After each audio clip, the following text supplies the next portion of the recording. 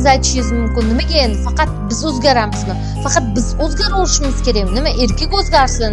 Nima endi uni ketib qolmasligi uchun, uni bizni oilada yashashi uchun, nima endi men ham uni deb kelganman-ku deyishingiz mumkin, lekin bitta narsani tushuning.